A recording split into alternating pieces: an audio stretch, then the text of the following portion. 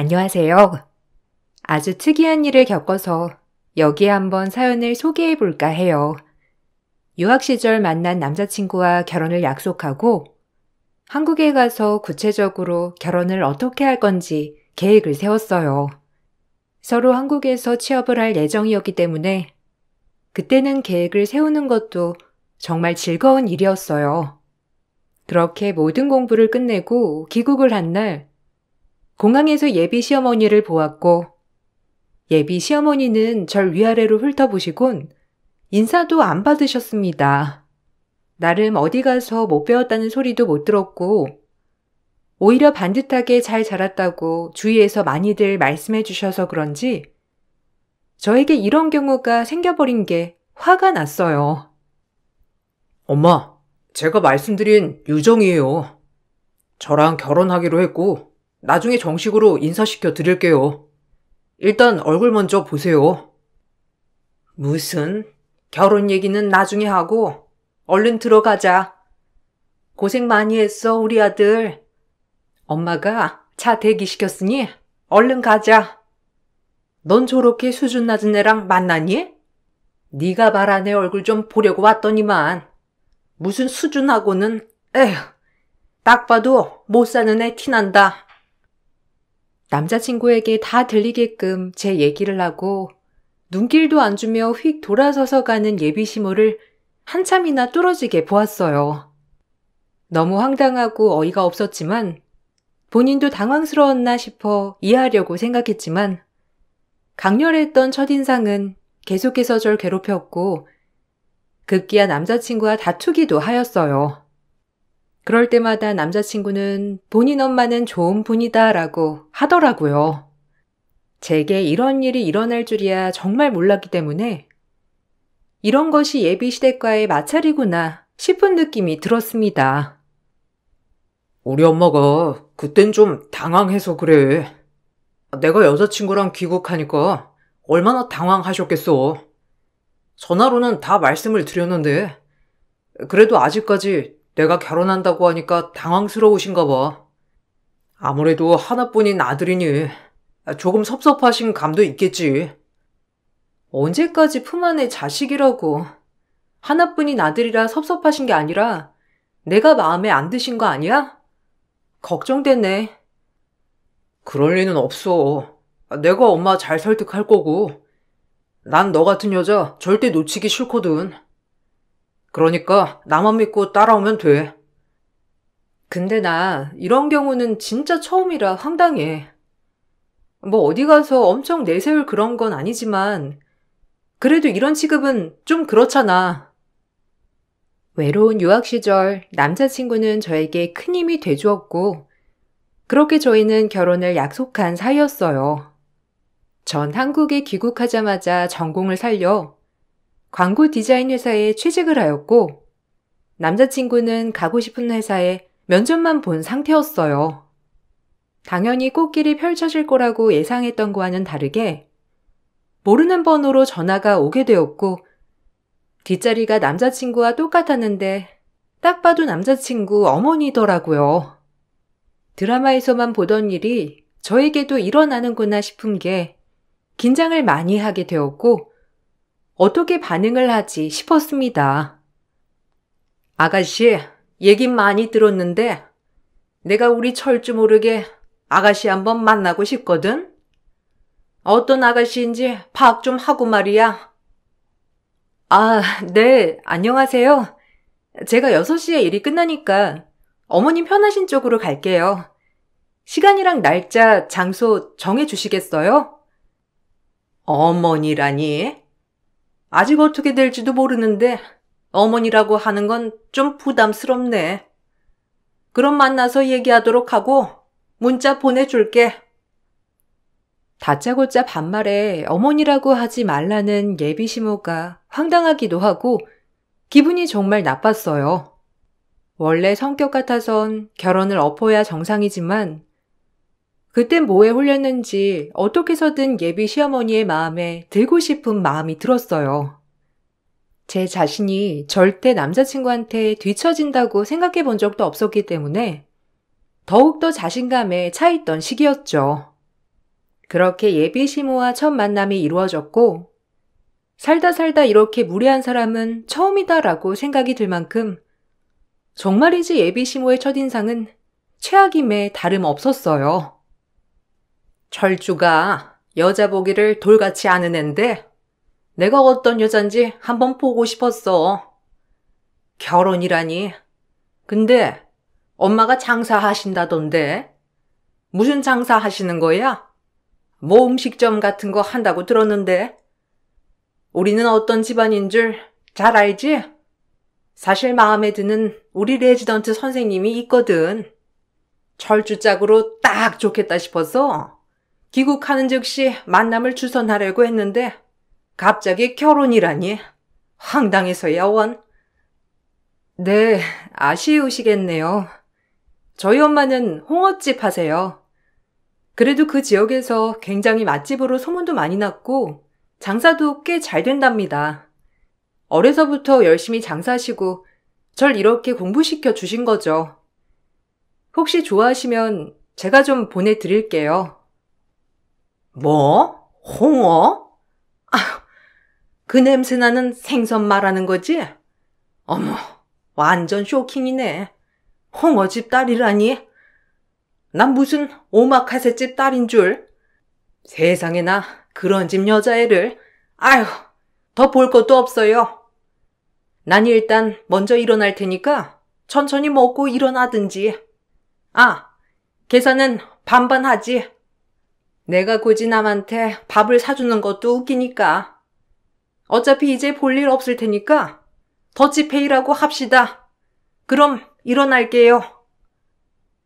제가 뭐라고 떠들 새도 없이 예비 시모는 그렇게 자리를 박차고 나갔어요.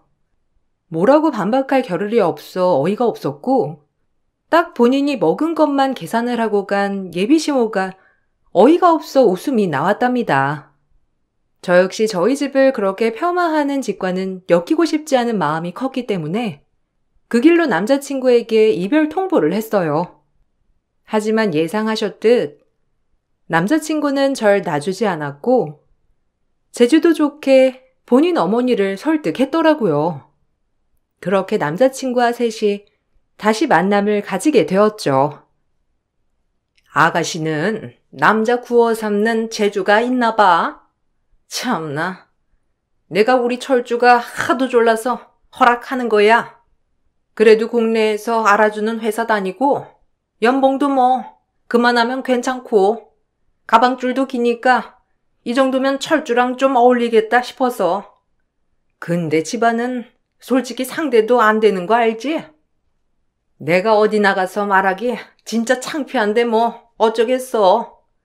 한 가지는 양보해야 되는 거지. 엄마, 말 그렇게 하지 않기로 했잖아요. 우리는 뭐 얼마나 대단하다고. 유정아, 미안해. 엄마가 섭섭하셔서 그래. 어머님, 결혼 허락하셨다니 어머님이라고 부를게요. 저 역시 굳이 어머님이 싫다고 하는 이 결혼 진행시키고 싶지 않습니다만 철주 씨가 그렇게 제가 좋다고 헤어지질 못하겠다네요. 결혼은 당사자끼리 하는 거니 저 역시 마음에 안 드는 어머님보다 철주 씨 보고 결혼하는 거예요. 그러니까 더 이상 저희 집안 모독하지 않으셨으면 좋겠네요. 의사는 아니지만 굉장히 열심히 살아오신 저희 어머니이기도 하고 저한테 제일 소중한 분이시거든요. 그리고 막말로 철주 씨는 아직 취준생이잖아요. 어머, 말하는 것 좀 봐. 너 어쩌다가 이런 여자애한테 코가 깨인 거야? 이래도 엄마가 네 결혼을 허락해야 돼? 본인이 학벌이 좋고 회사가 좋기로써니 어디 의사 집안에 도전장을 내밀어? 나는 의사 가문 딸이었어도 고민해볼 판국이구만. 유정아, 미안해. 유정이가 원래 이러지 않은 앤데 엄마가 자꾸 집안을 들먹거리니까 그렇죠. 제발 말 조심 좀 해주세요. 내 말이 틀렸니? 아빠도 안 계시고 홍어집이 웬 말이야 정말. 생각만 해도 비이상하지만 내가 참는 줄 알아. 홍어집 하는 게 범죄를 저지른 건가요? 어머님 말씀하시는 게 꼭 그런 취급을 하시는 것 같아 기분이 많이 언짢네요. 예비시모는 제가 말하는 것을 기가 막혀 하셨지만 전 파투가 나더라도 할 말은 해야겠다 싶었어요. 그러나 예상외로 예비시모는 노여워만 하실 뿐 결혼 준비는 그렇게 진행이 되었답니다. 하지만 처음부터 잘못 깨어진 단추가 순탄할 리 없었고 결혼을 준비하는 내내 잡음이 계속되었어요. 예비시모는 제가 뭘 하든 다 간섭하시며 마음에 안 들어 하셨고 막말을 하였거든요. 내세울 게 딱 하나 의사 집안인 거 말고는 없는 예비시모는 뭐만 하면 의사 집안을 들먹이면서 제 길을 꺾으려 했답니다. 세상에나, 지금 웨딩홀을 여기서 한다는 거니? 너 우리 집안이 어떤 집안인 줄 알고 이런 허접한 데를 고른 거야? 아, 엄마, 왜 그래요? 단독홀이고 예쁘구먼. 그리고 지금 이게 우리가 가진 돈에서 최선이고 엄청 마음에 드는걸요? 너 얘를 만나더니 아주 안목이 내려갔구나. 못해도 호텔 결혼식으로 해야지. 지금 웨딩홀이라니. 남사스러워 정말. 아, 그럼 어머님이 좀 보태주실까요? 저희가 가진 예산에선 이게 전부였는데 어머님이 보태주시면 그렇게 할게요. 호텔 예식 원하신다는데 굳이 웨딩홀 고집할 필요 없는 것 같아요. 어머님이 보태주시면 원하는 대로 세팅해 놓겠습니다. 대바라져가지고 내가 왜 이딴 결혼을 너희가 알아서 하기로 하지 않았니? 정말 마음에 안 드는 결혼이야. 어머님, 저 어머님이랑 정말 잘 지내고 싶어요. 근데 자꾸 이러시면 제가 어찌해야 할까요? 이제 가족이 되는 건데. 그래, 엄마. 그만 좀 해요. 어차피 결혼하기로 한 거 유정이 좋게 봐주시면 좋잖아. 우리가 의사 집안인 거 말고는 솔직히 내가 유정이한테 내세울 게 뭐가 있어. 같은 유학파지만 유정이는 좋은 학교 나와서 취업도 바로 됐는데 난 아직 취준생이고. 기죽지 마. 네가 어디 가서 빠진다고. 넌 자고로 뒷배경이 의사 부모를 둔 아주 대단한 집안의 자제라고. 누가 보면 철수 씨가 의사인 줄 알겠네요, 어머님. 자기 의사 됐으면 나 절대 못 만났겠다. 어머님이 어마어마하시네. 늘 대바라지게 맞받아치곤 했지만 전 예비시모와 정말 잘 지내고 싶었어요.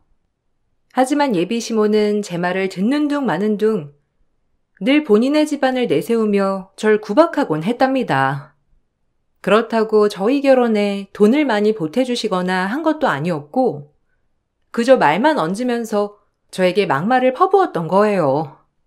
더욱 마음 아팠던 건 저희 엄마는 예비 남편을 정말 마음에 들어 했어요. 예비 시어머니가 저에게 막말한 것은 모른 채로 그저 행복하게 결혼 준비가 진행되어 가는 줄 알았던 엄마였거든요. 우리 유정이가 외동으로 커서 정말 좋은 짝을 만났으면 했는데 절주같이 다정한 남자를 만나서 너무 좋아. 절주도 좋은 회사에 들어갈 거고 하니까 기죽지 마. 항상 나한테 미안해하는 거 보면 엄마가 마음이 안 좋아서 그래. 어머님, 감사해요. 제가 얼른 자리 잡아서 어머님이랑 유정이 더 행복하게 해드릴게요. 지금은 물론 취준생이지만 결혼해서 자리 잡으면 어머님 모시고 효도여행도 많이 다닐 거니까 걱정하지 마세요. 아셨죠? 유정이 낳아주셔서 정말 감사합니다. 우리 유정이가 아빠도 없이 나한텐 아주 보물 같은 딸이었지. 자네를 믿으니까 내가 우리 유정이 시집 보내는 거야. 알죠. 어머님도 아들 하나 더 생긴다고 생각하세요. 유정이는 제가 든든하게 잘 보살필 거니까 어머님은 마음 푹 놓으셔요. 아직 직업이 없던 남자친구였지만 엄마는 남자친구의 가능성을 높이 산다며 정말 좋아했어요.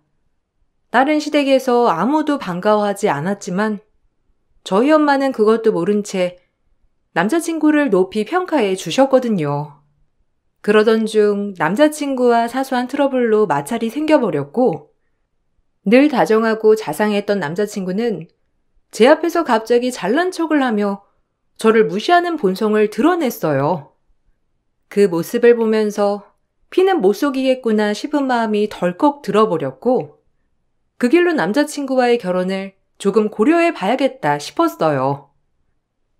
엄마가 모피는 꼭 가래잖아. 그냥 해주면 안 돼? 가뜩이나 너 마음에 안 들어 하시는데 그냥 좀 맞춰줘라. 우리 둘이 돈으로 결혼하는 건데 내가 어떻게 모피를 해드려. 나도 이제 막 취업했고 엄마가 내 뒷바라지 해준 거 다 갚지도 못하고 시집 가는 건데 나한테 큰 돈이잖아.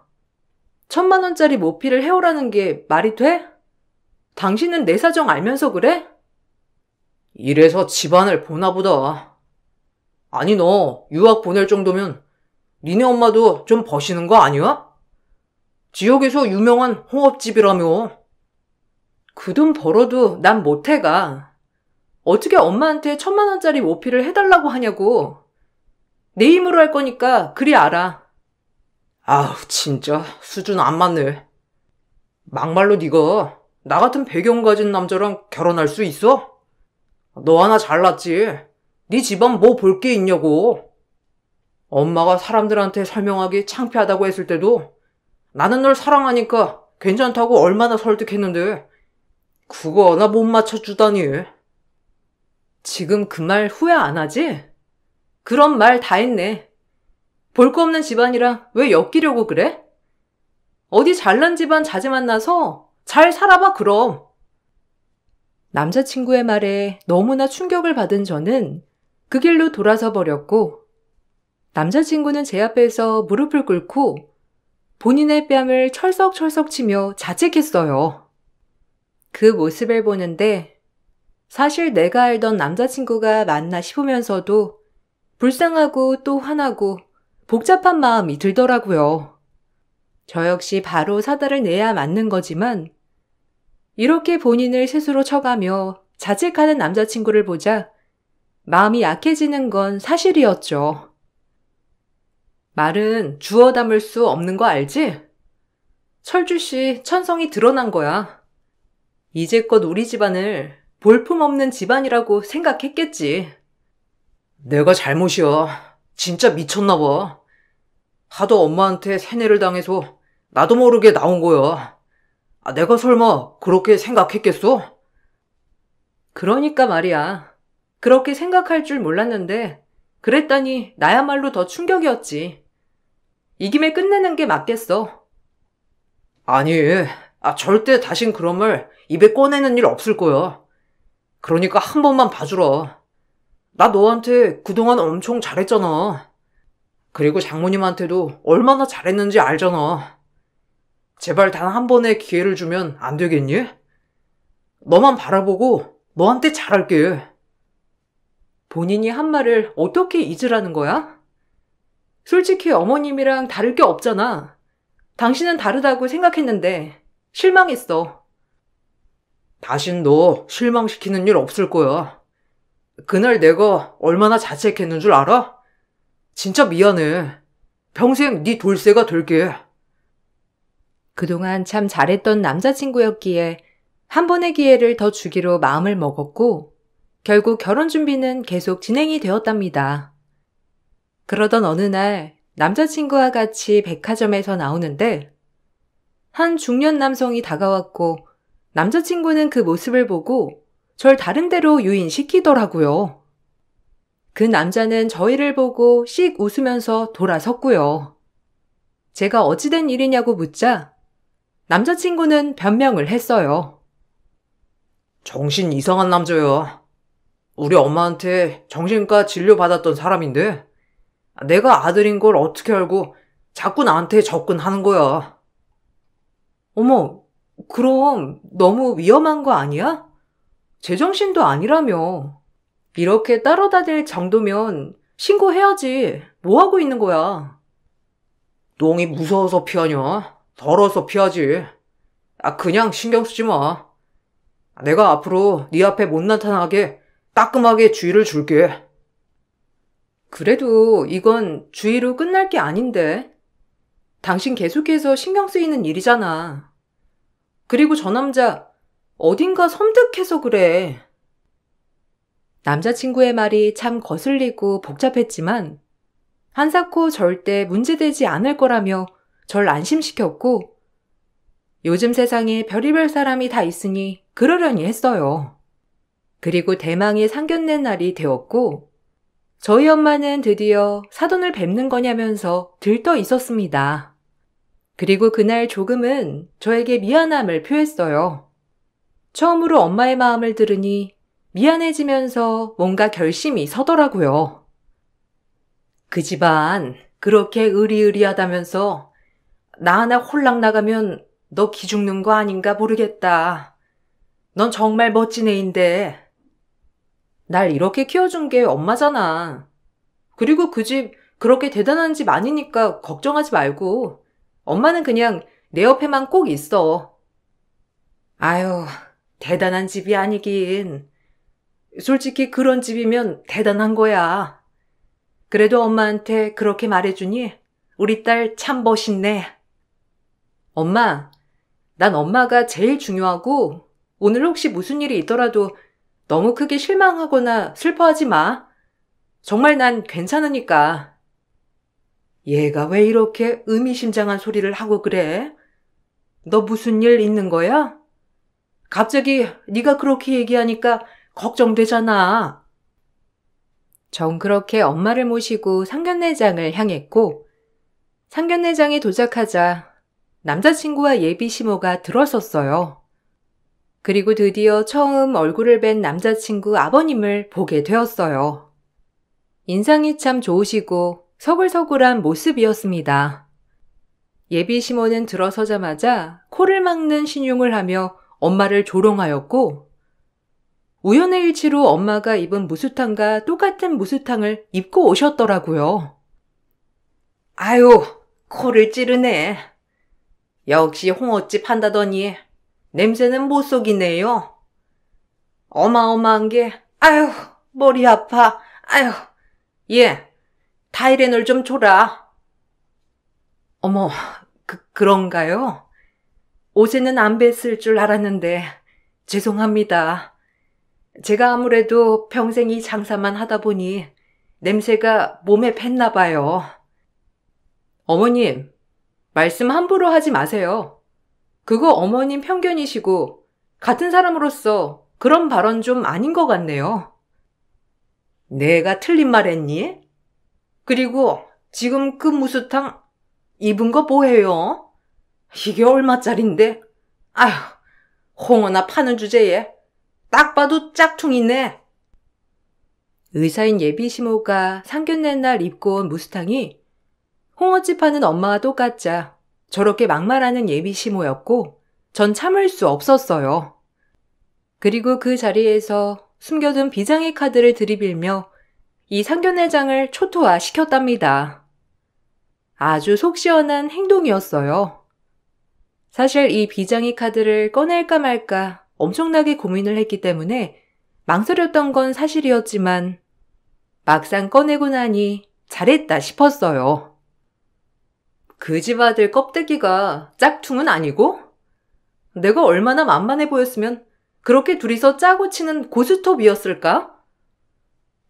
이걸 왜 네가 가지고 있니? 그리고 너 이거 다 어떻게 알았어? 지금 우리 뒤 캐고 다닌 거냐? 감히 네까지 깨? 내가 다 설명할게. 말하려고 했어, 당연히. 결혼 전에 무조건 밝히려고 했으니까 오해하지 말고 내 말 들어. 제가 비장의 카드라고 쓱 들이민 서류에 두 모자 서로 얼굴을 마주보며 내게 울부짖었고 그 모습이 참 통쾌했어요. 그래놓고 본인들이 잘났다고 저러는 꼴이 정말 억울하고 화가 났습니다. 엄마 또한 놀란 모습을 보이며 당황했죠.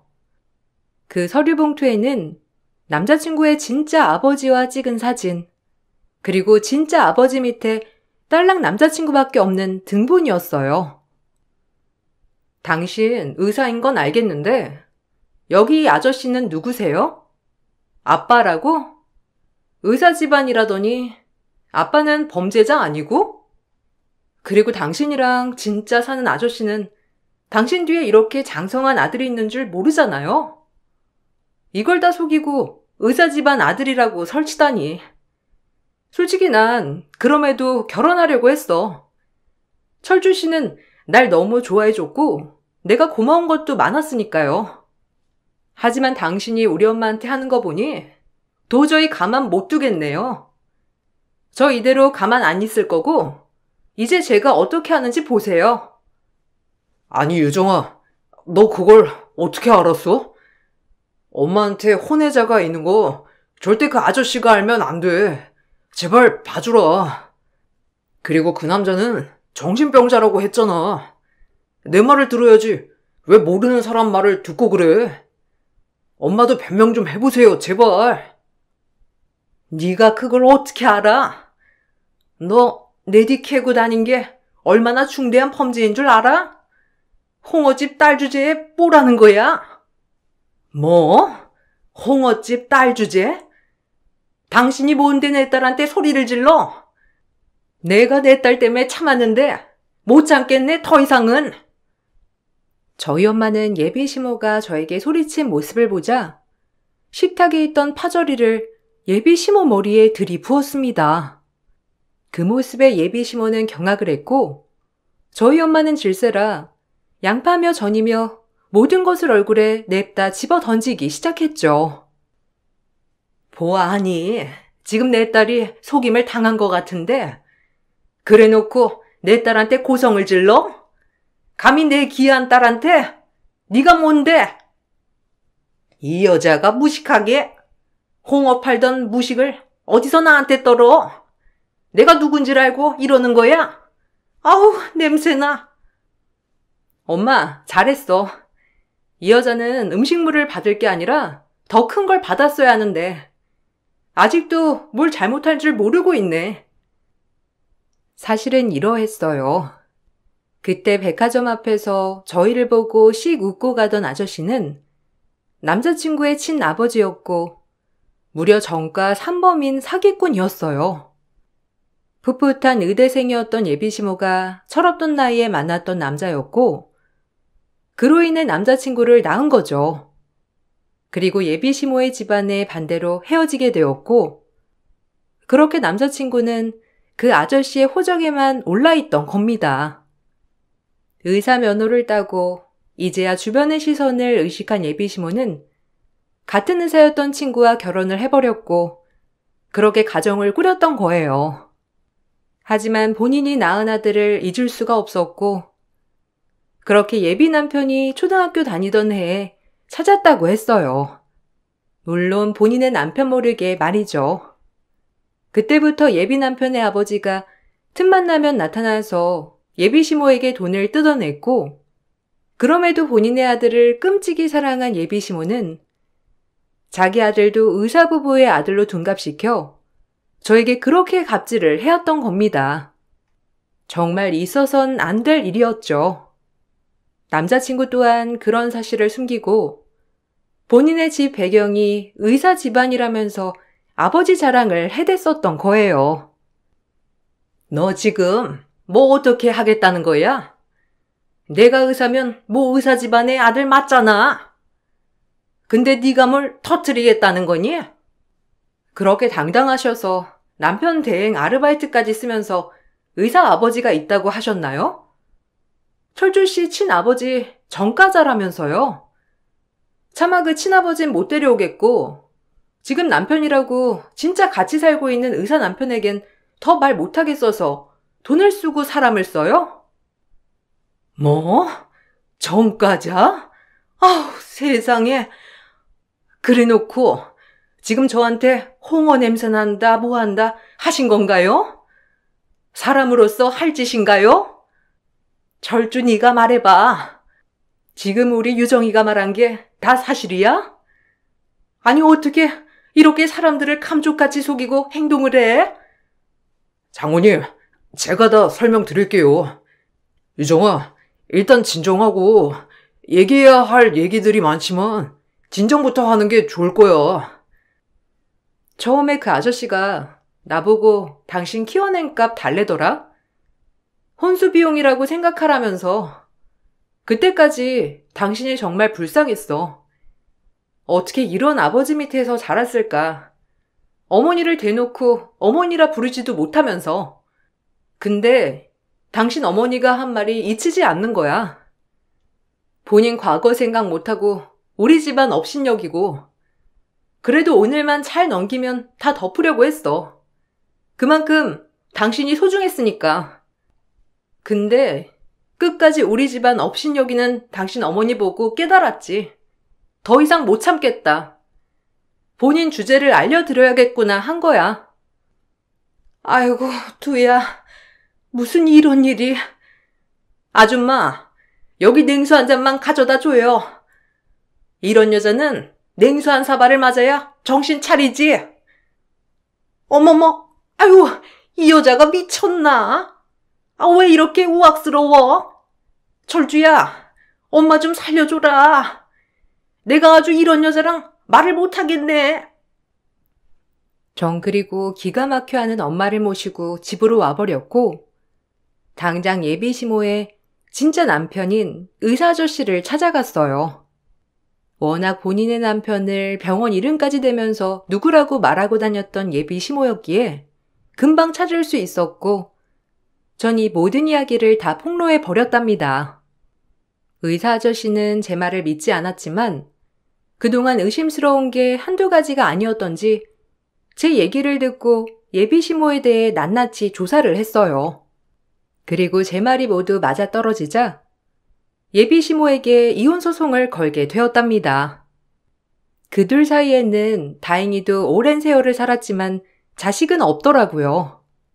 그렇게 철저히 예비 시모에게 위자료 소송까지 거는 의사 아저씨였고 본인을 몇십 년 기만한 것을 용서하지 못하겠다며 길길이 날뛰었어요. 예비 시모는 울면서 싹싹 빌더라고요. 처음으로 그 비는 모습을 보자 웃음이 나오면서 이 여자의 끝이 이런 결말이었구나 싶은 것이 전 웃음이 나오더라고요. 여보, 미안해. 다 말하려고 했어. 근데 차마 입이 떨어지질 않더라고. 정말 미안해. 그래도 우리 산 세월이 있잖아.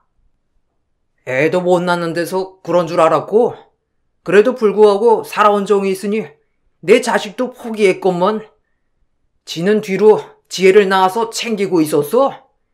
소름 돋고 가증스러운 것. 너 진짜 내가 가만 안 둘 줄 알아? 내 지인들 동원해서 너 망하게 할 거니 지켜보라고. 저도 저지만 평생을 예비 시모에게 속아서 살아온 의사 아저씨가 불쌍했고 진짜 예비 시모의 악행에 소름이 돋았어요. 꼭 이렇게까지 했어야 했니?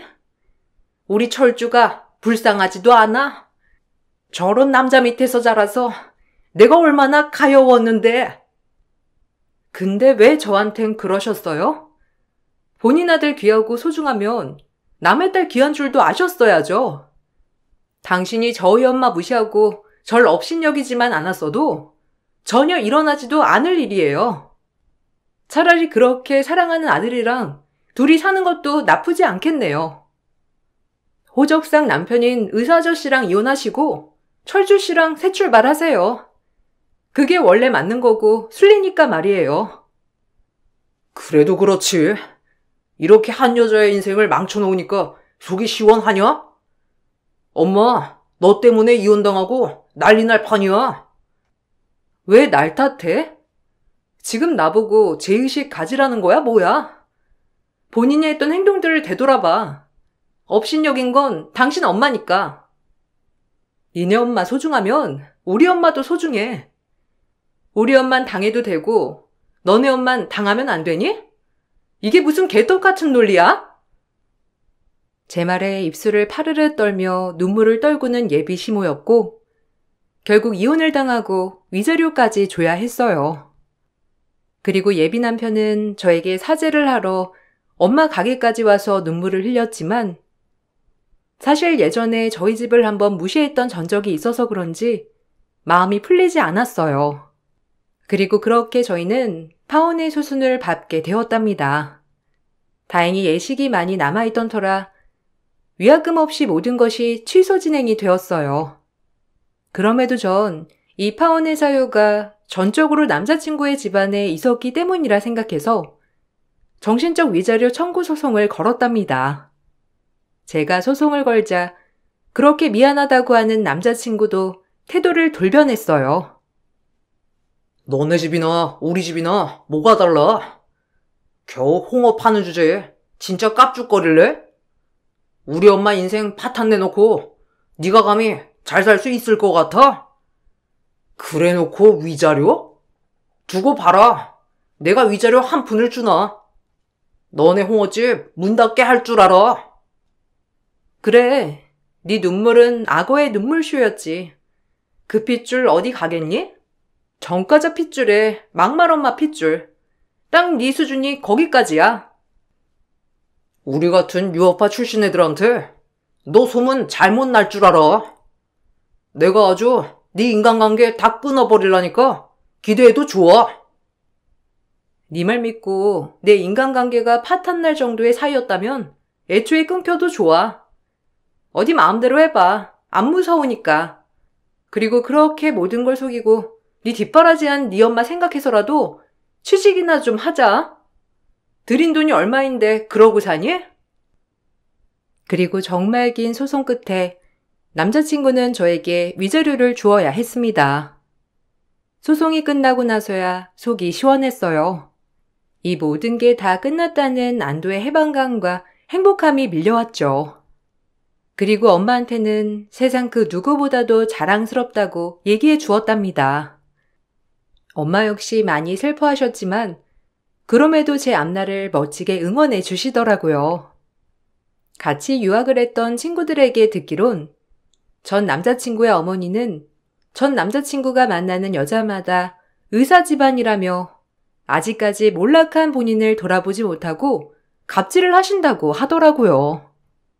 그 나이 때 의사계에서 혼외자도 있고 평생 한 남자를 속여서 살았다는 것이 소문이나 동문회도 가지 못한다고 했지만 저처럼 연관 없는 사람들에겐 아직까지 의사라며 떵떵거린다고 했어요. 그리곤 저보고 잘 벗어났다고 많이들 위로 아닌 위로를 해 주었답니다. 이 글을 쓰고 있는 전 지금 4년차 직장인이에요. 그리고 멋진 사람을 만나 다음 주에 결혼식을 올린답니다. 사실 전 남자친구 때문에 남자를 믿기가 쉽지 않았지만 진짜 예비 남편은 저에게 전적으로 믿음을 준 사람이에요. 그리고 예비 시부모님이시야말로 인품이 훌륭하신 분들이죠. 결혼식을 앞두고 이리저리 싱숭생숭하여 글을 써보았는데 어떠셨는지 모르겠네요. 과거는 과거일 뿐 현재를 위해 살겠다는 각오 한마디 남기고 글을 마치겠습니다. 평안한 날 되시길 소망할게요. 감사합니다. 안녕하세요. 저는 서울에 살고 있는 30대 후반 여자입니다. 봄이 오기 시작하면서 결혼하시는 분들이 많이 계신데요. 저희도 이번에 시댁 식구 중에 신우가 결혼식을 진행했었어요. 그런데 예식장에 제가 들어서자마자 시모가 한바탕 난리가 났었어요. 시모의 행동을 이해할 수 없었던 저는 고개를 갸우뚱했었죠. 저에게 뭐 하는 짓이냐고 갑자기 끌고 가시더니 비상계단에서 삿대질을 하시면서 뭐라고 하시더라고요. 그런 시모의 모습을 지켜보고 있다가 결국 저도 한마디 하게 되었는데 본인의 잘못은 인정하고 계셨는지 더 이상 아무 말도 못하고 계셨습니다. 시모와 제가 마찰이 생기게 된 이유는 작년 가을에 저희 동생이 결혼식을 하게 되자 시모가 평소에 자주 만나시던 계모임 회원 12명의 분들과 함께 오시면서 문제가 시작되었습니다. 축하해 주시는 것까지는 좋았어요. 결혼식은 많은 분들이 와주실수록 좋은 거니까요. 그런데 시모가 12명의 계모임 회원분들과 웨딩홀에 마련된 뷔페에 들어가시는데 좀 당황스러운 말을 꺼내시면서 회원분들을 안내해 주시길래 시모의 행동을 이해할 수 없었던 저는 어떤 상황인지 확인해 볼 수밖에 없었어요. 그리고 시모는 그런 저를 마음에 들어하지 않으셨죠. 무슨 문제라도 있는 거니? 내가 지인들 공짜밥 먹일까봐 그러는 거야? 너는 나를 뭘로 보고 이런 식으로 대하는 건데?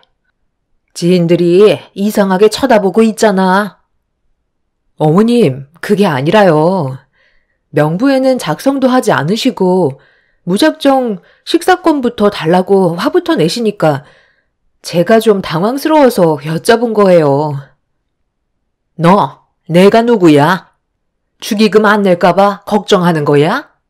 올해 동생 결혼식이라고 무상으로 밥 먹을까봐 엄청 예민한 반응을 보이는데 시애미가 지금 이런 취급을 받아야 하는 거냐고.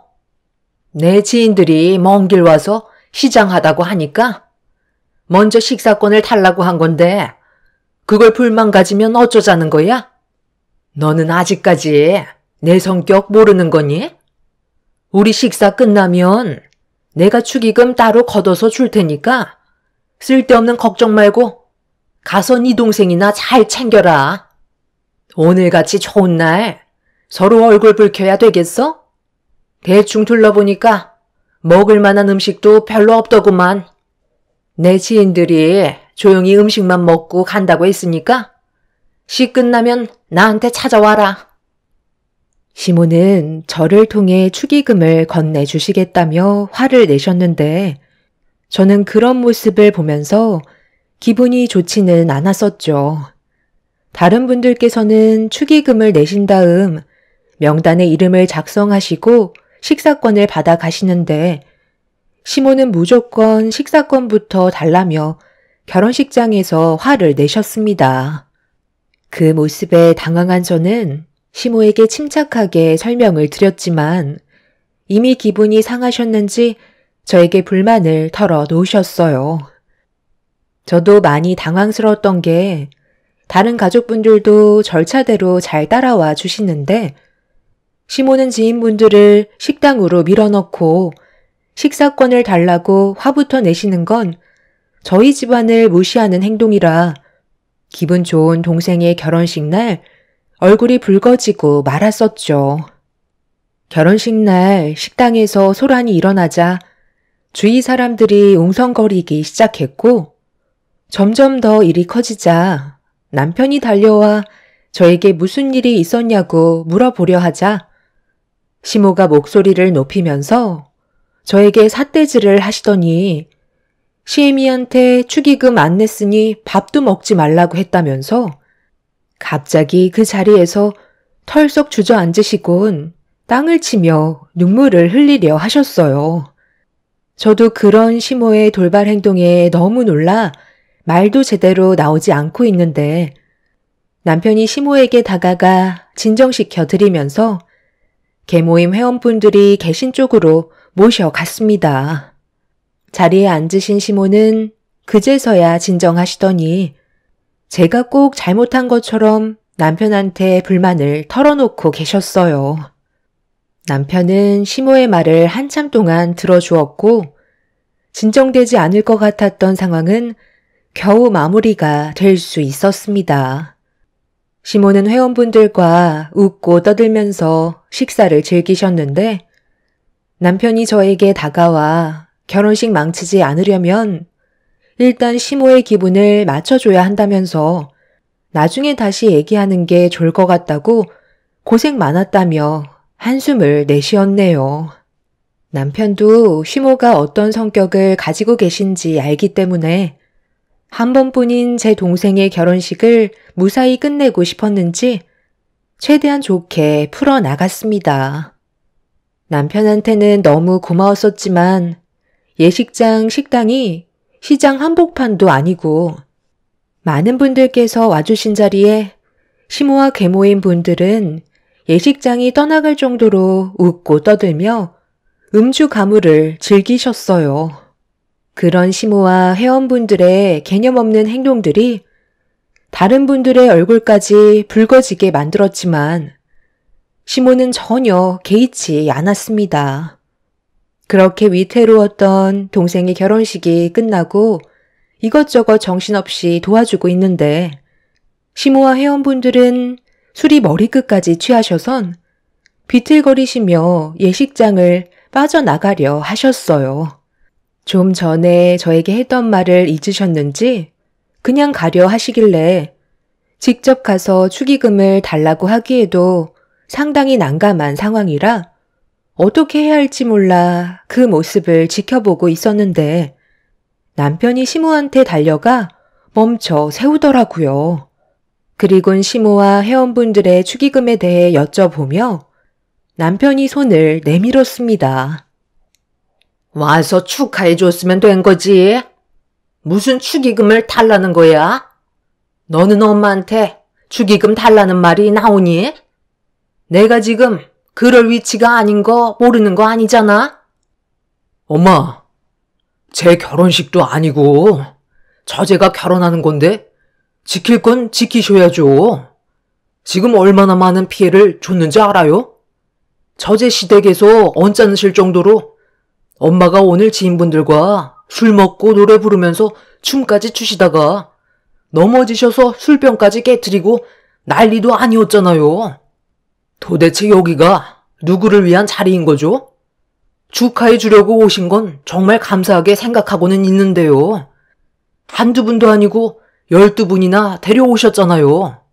그리고 엄마가 식사 끝나면 따로 축의금 챙겨주신다고 하지 않으셨어요? 그래서 내 지인분들 보는 앞에서 엄마한테 큰 소리 치는 거야? 네가 엄마한테 보이는 태도가 마음에 들지 않아서 축의금을 줄 수는 없을 것 같다. 어머님, 지금 그게 무슨 말씀이세요?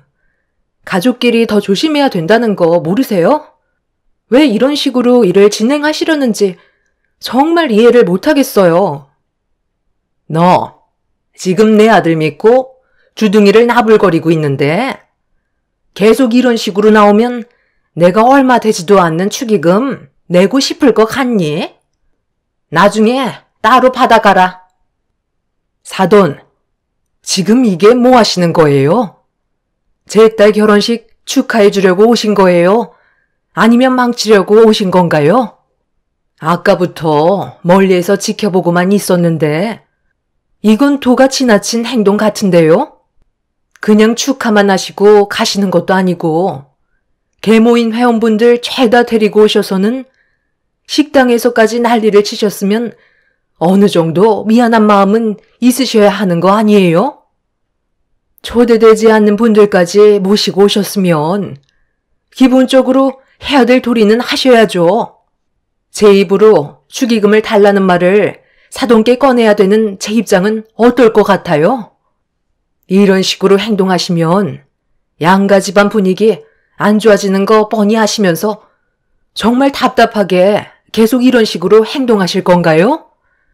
막말로 여기가 무슨 시장 바닥도 아니고 저희는 전혀 즐겁지도 않고 사돈의 생각 없는 행동들 때문에 제 딸의 한 번뿐인 결혼식 기분 좋게 마무리하지도 못했다고요. 사돈께서 말씀하신 대로 얼마 되지도 않는 축의금 지금 당장 주고 가시면 좋을 것 같네요. 시모는 술 취한 모습으로 인상을 찌푸리시며 저희 엄마를 노려보셨어요. 사람들이 점점 저희 주위로 몰려들기 시작했고 시모를 바라보는 시선이 많아지자 축의금을 주겠다면서 1층에 있는 ATM 인출기에서 돈을 좀 샀겠다며 내려가셨습니다. 그때까지도 시모를 믿고 있었는데 한참을 기다려도 오지 않으시길래 남편이 1층으로 내려가 확인을 해봤는데 시모는 이미 자리를 떠난 상태셨어요. 남편은 그날 화가 머리끝까지 올라왔고 동생은 어색한 미소로 괜찮다고 했었지만 시모의 잘못된 행동에 대해 확실히 짚고 넘어갈 필요가 있었어요. 남편은 저희 가족에게 죄송하다며 고개를 숙였고 남편이 대신 축의금을 내겠다고 하자 엄마는 거부를 하셨어요. 시모에게 직접 축의금을 받아야겠다면서 조만간 시댁에 한번 들리겠다고 화를 억누르시며 상황을 종료시켰습니다. 이런 적은 처음이라 가족 전체가 시모의 행동에 당황스러웠었죠.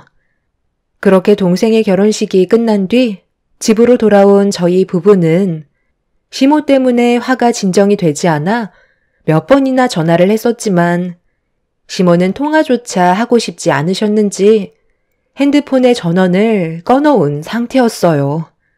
남편은 그날 시모 때문에 얼굴을 들지도 못했다면서 집에 돌아와 술을 먹으면서 원망 섞인 말을 늘어놓았고 그 모습을 지켜보고 있던 저 또한 마음이 좋지 않았습니다. 저희 부부는 한동안 시댁에 찾아가지 않았지만 지방에서 일을 하시던 시부는 동생의 결혼식 때 참석을 하지 않으셔서 이 사실을 뒤늦게 알게 되셨는데 시모의 생각 없는 행동에 미안하다면서 저에게 시모와 계모인 분들의 축의금을 대신 계좌로 보내주셨지만 남편은 그냥 넘어갈 수 있는 문제가 아니라며 시부께서 보내주신 돈을 들고 주말에 시댁으로 향하게 되었습니다. 엄마, 방에서 나오지 않는다고 해결되는 문제가 아니잖아요. 축의금 때문에 제가 이렇게까지 화가 나게 될 줄 정말 몰랐어요. 빨리 나와 보세요. 아유, 그만 좀 뭐라고 해라. 귀청 떨어지겠다. 너희 아빠가 며느리 통장으로 돈 보냈다면서. 그럼 된 거 아니야? 즐거운 주말에 서로 얼굴 붉혀야 되겠어? 엄마가 처제 결혼식 날 처신만 똑바로 하셨어도 일이 이렇게까지 커지지는 않았겠죠. 엄마의 행동이 아버지까지 고개를 들지 못하게 하고 있다는 거 모르세요? 처음부터 축의금 내실 생각 전혀 없으셨던 거죠? 개인 모임에 참석하신 분들은 잘못됐다고 전혀 인지를 못하시는 거예요? 어떻게 엄마랑 똑같이 행동하실 수 있어요? 나는 그냥 조용히 밥만 먹고 오려고 했었지. 인원수만 채워주는 게 어디니? 축의금 낼 생각이었으면 그렇게 많은 회원들 데려가지도 않았을 거야. 그런데 하도 난리를 치니까 어쩔 수 없이 축의금을 주려고 했는데 한 명당 5만 원이라며.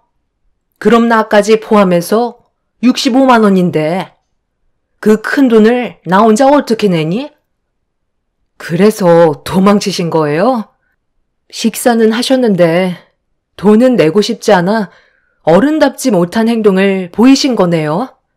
제 결혼식이었다면 아무 말도 하지 않았을 텐데 이건 제 동생 결혼식이었다고요. 어머님 때문에 저까지 동생 얼굴을 못 보고 있는 상황이에요. 여기 아버님께서 제 통장에 입금해 주신 100만 원 돌려드릴게요. 저희 가족한테 제대로 사과하시고 어머님께서 최대한 빨리 모든 걸 바로 잡아주셨으면 좋겠어요. 그렇지 않고선 안 좋은 감정만 계속해서 쌓일 뿐이라고요. 시모는 제가 불만을 털어놓자 입을 꾹 닫으신 채 아무 말도 하지 않으셨어요. 축의금 하나 때문에 서로의 감정은 점점 더 안 좋아지고 있었지만 시모는 끝까지 축의금을 주려 하지 않았습니다.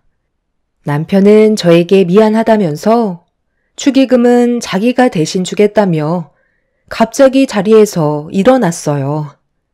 남편은 시모를 바라보며 그동안 살아오면서 그날 시모의 행동에 너무 큰 실망을 했고 잘못을 인정하지 않는 시모와 차라리 서로 안 보고 사는 게 덜 상처받게 되는 방법 같다며 평생 후회해도 소용없다면서 아들 얼굴 볼 생각하지 말라고 시댁을 뛰쳐나갔습니다.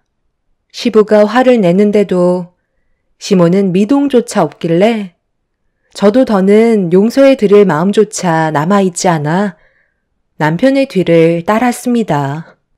그렇게 시모와의 인연을 끊어버리게 되었고 더 이상 만날 일이 없을 거라 생각했었어요.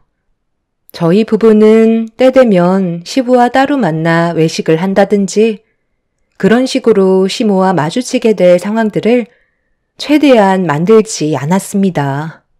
차라리 이런 관계가 오히려 저와 남편한테 스트레스를 주지 않아 마음이 한결 편했었어요. 그렇게 몇 달 동안 시모와 연락을 끊고 지내고 있었는데 어느 날 신우가 저에게 전화를 걸어왔어요. 신우는 저와 관계가 나쁘지 않았기 때문에 서로의 안부를 물으며 순조롭게 대화를 이어나가고 있었죠. 신우도 워낙 바쁜 삶을 살고 있어서 얼굴 볼 시간이 거의 없는데 저에게 전화를 한 이유는 좋은 사람이 생겨서 결혼까지 생각하고 있다며 몇 달 전에 제 동생이 결혼식을 올렸을 때 예식장은 어땠는지 이것저것 물어보고 있었습니다. 그런데 신우가 주말에 시댁에서 얼굴 좀 볼 수 있냐고 결혼식에 대해 궁금한 걸 직접 만나서 대화하길 원하길래 제 동생 결혼식 날 시모가 어떤 일을 저질렀는지에 대해 처음 설명을 해주면서 시댁에는 가지 못할 것 같다며 저희 집에서 만나기로 결정하게 되었어요. 신우도 그런 사실을 전혀 알지 못하고 있던 터라 많이 당황스러워 했었죠. 결혼식에 참석하지 못했던 신우는 그때 당시 해외에 출장 중인 상태라 제 동생 결혼식에 참석하지 못한 상태였었죠. 그렇게 며칠 뒤 신우가 저희 집에 와서 결혼식에 대해 궁금한 걸 이것저것 물어보며 좋은 시간을 보내고 있는데 시모가 신우에게 전화를 걸었어요. 민희야, 언제 올 거니? 엄마 목 빠지게 기다리고 있는데. 오늘 온다고 하지 않았어? 지금 어디쯤 오고 있는 거야? 저녁 준비 거의 다 끝나가는데. 아, 지금 오빠 집에 잠깐 들렸어요. 결혼식 문제 때문에 물어볼 게 있어서 대화하다 보니 시간이 좀 길어지긴 했는데 이제 다 끝나서 들어가려고요. 네가 거길 왜 가? 결혼식에 대해 궁금한 게 있으면 엄마한테 물어보면 되는 거지. 빨리 집으로 곧장 와라. 엄마가 걔들이랑 지금 안 좋은 상황인 거 모르니? 저도 어떤 일이 있었는지 대충 들었어요. 엄마가 잘못했지 뭐. 계속 이런 식으로 안 좋은 관계 유지할 거예요? 저도 이제 결혼식 올리게 될 텐데 서로 웃으면서 봐야 하지 않겠어요? 제 결혼식까지 망칠 생각은 아니죠. 여기서 엄마 집 멀지도 않은데 몇 달 동안 얼굴 안 봤다는 게 말이 돼요? 지금 출발할 거니까 가서 좀 더 얘기해요. 엄마가 하루빨리 모든 걸 해결을 해주셔야 제가 웃으면서 결혼식을 끝마칠 수 있죠. 서둘러 갈게요. 신우도 시모가 잘못한 점에 대해 얘기하면서 언제까지 이렇게 살 거냐고 하루빨리 저희와의 관계를 회복하길 원하고 있었습니다. 신우 결혼식 날 서로가 얼굴을 붉히며 만나는 건 좋은 영향을 주지 않기 때문에 최대한 서둘러 안 좋은 감정을 털어내길 바라고 있었죠. 시모는 집에 와서 얘기하자며 전화를 끊으셨고 신우는 자기가 알아서 잘 해결하겠다며 서둘러 시댁으로 출발했어요. 그렇게 한참의 시간이 지난 뒤 그동안 한 번도 잘못을 인정하지 않고 버티고 계셨던 시모가 저에게 전화를 하셔서는 동생의 결혼식 날 저지른 행동들에 대해 처음으로 사과를 하셨어요. 시간이 어느 정도 지난 만큼 저희도 분노했던 감정이 어느 정도 가라앉았던 터라 좋게 마무리 지을 수 있었습니다.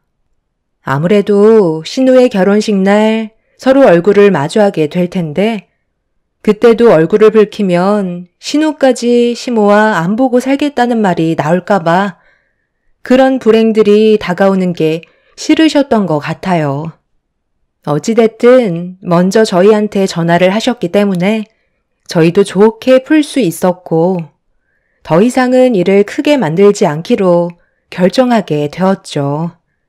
남편은 엎드려 절받기 같다며 신우 결혼식 때문에 어쩔 수 없이 억지로 전화한 것 같다고 불만을 털어놨지만 사람 사는 인생 언제까지 인연을 끊고 살 수 없기 때문에 최대한 좋게 해결보는 게 모두에게 이득일 것 같아 그냥 넘어가기로 했었죠. 그렇게 시간이 지나 신우의 결혼식이 당일로 다가오면서 저희는 남편과 함께 예식장 안으로 들어갔어요. 남편은 정신없이 결혼식 준비 진행을 도와주고 있었는데 저를 본 시모가 일그러진 얼굴로 지금 뭐 하는 짓이냐며 다짜고짜 저를 비상계단으로 끌고 갔어요. 너 지금 나한테 복수라도 하는 거야? 저 많은 아이들은 뭐야? 왜 쟤들을 데려온 거냐고? 여기가 무료 급식소도 아닌데 고원생들을 데려오면 결혼식장 이미지가 어떻겠냐고? 보는 눈들이 얼마나 많은데 오늘 같은 날 꼭 일을 만들어야 되겠어? 내가 이번 결혼식 끝나면 그때 못 줬던 축의금 주기로 했었잖아. 저는 복수 같은 그런 생각 전혀 한 적 없는데 어머님이 뭔가 찔리시는 게 있으시니까 이렇게 예민한 반응을 보이시는 거 아니에요? 저 아이들은 제가 개인적으로 후원하고 있는 아이들이에요. 저만 온 것도 아니고 원장님도 함께 오셨다고요. 문제될 거 하나 없는데 왜 이렇게 민감하신 거예요? 쟤들은 정상적으로 살아온 애들이 아니잖아. 부모도 없는 상태에서 결혼식에 함부로 들이면 내 딸 이미지가 어떻겠냐고. 중요한 결혼식 망치지 말고 아이들은 전부 다 밖으로 내쫓아라. 결혼식이 무슨 애들 장난도 아니고 저렇게 우르르 몰려다니면 괜히 쓸데없는 오해를 살 수도 있는 거라고. 네가 당장 내쫓지 않으면 내가 애들 끄집어내서 밖으로 쫓아내 버릴 거다. 알겠니? 그리고 저런 애들은 평소에 고가의 음식을 접해본 적이 없기 때문에 다른 분들이 음식을 먹기도 전에 전부 다 거덜낼 게 뻔하다고. 원장이라는 사람한테 길 건너편에 패스트푸드점 많으니까 가서 햄버거나 하나씩 사 먹으라고 돈 몇 푼 지어주고 보내버려라. 그렇게 하지 않으면 아주 깽판을 놓을 거니까 내 딸 결혼식 망치지 않으려면 애들은 조용히 내보내는 게 좋을 거야. 고아들이라고 자랑하러 온 것도 아니고 예식장에 20명이나 데리고 오는 게 말이 되니? 네가 생각이 없으니까 평소에도 욕을 먹는 거라고. 결혼식 끝나고 너한테 주겠다던 축의금은 없었던 일로 해야 되겠다. 너 때문에 지금 내가 받고 있는 정신적인 스트레스가 얼마나 큰 줄 아니? 내가 발로 걷어차서 내쫓기 전에 서둘러 처리해야 될 거다. 저는 시모가 왜 화를 내고 계신 건지 이해할 수가 없었어요. 축의금을 내지 않겠다는 것도 아니었는데 시설에서 자란 아이들이라고 무조건 내치려는 행동들이 저로서는 받아들이기가 힘들었었죠. 시모는 다시 저를 데리고 식당에 가만히 앉아있는 아이들한테 손가락질을 하며 당장 내쫓으라고 저에게 지시를 하고 있었습니다. 시모의 목소리가 점점 커지자 남편은 급하게 달려와 무슨 일인지 물어보자 보육원에서 생활하는 아이들을 결혼식장에 데려왔다며 남편한테 화를 내고 있었죠. 남편도 같이 후원을 하고 있는 입장이라 시모를 최대한 좋게 설득시키면서 흥분을 가라앉히게끔 노력했지만 시모는 점점 더 분노를 가라앉히지 못하고 있었어요. 난감한 저희는 일단 시모를 진정시키기 위해 식당에 앉아있는 아이들을 밖으로 불렀는데 음식을 나르고 있던 원장님이 무슨 일이냐며 저희한테 달려오셨어요. 그래서 상황을 대충 설명하고 있는데 갑자기 시모가 아이들이 보는 앞에서 원장님을 강하게 밀쳤고 중심을 잡지 못하신 원장님은 뒤로 심하게 넘어지는 사고를 당하게 되셨어요. 너무 순식간에 일어난 일이라 저는 뭐 하시는 거냐고 화를 내며 식장이 떠나갈 정도로 소리를 질렀어요. 그러자 식장 안에 있던 분들이 모두 저희를 바라보았고 한 아이가 넘어진 원장님을 보면서 울음을 터뜨리자 20명이나 되는 아이들이 한꺼번에 눈물을 쏟아내고 말았습니다. 시모의 생각 없는 행동 하나 때문에 걷잡을 수 없이 상황은 심각하게 흘러가게 되었고 결국 신부 대기실에 있던 신우까지 밖으로 나오게 되면서 결혼식에 차질이 생기고 말았습니다. 신우는 울고 있는 아이들이 있는 곳으로 급하게 뛰어오더니 어떻게 된 거냐며 저에게 물어보길래 시모의 행동에 대해 설명을 하자 신우는 많은 사람들이 보는 앞에서 시모에게 목이 터져라 소리를 질렀어요. 그런 모습에 시모는 당황하고 있었어요. 엄마, 지금 제정신이에요? 무슨 짓을 저질렀는지 아냐고요. 엄마는 왜 항상 멋대로 행동하시는 거예요? 무슨 일이 생겼으면 일단 상황 파악을 하시고 저한테 물어보면 안 되는 거예요?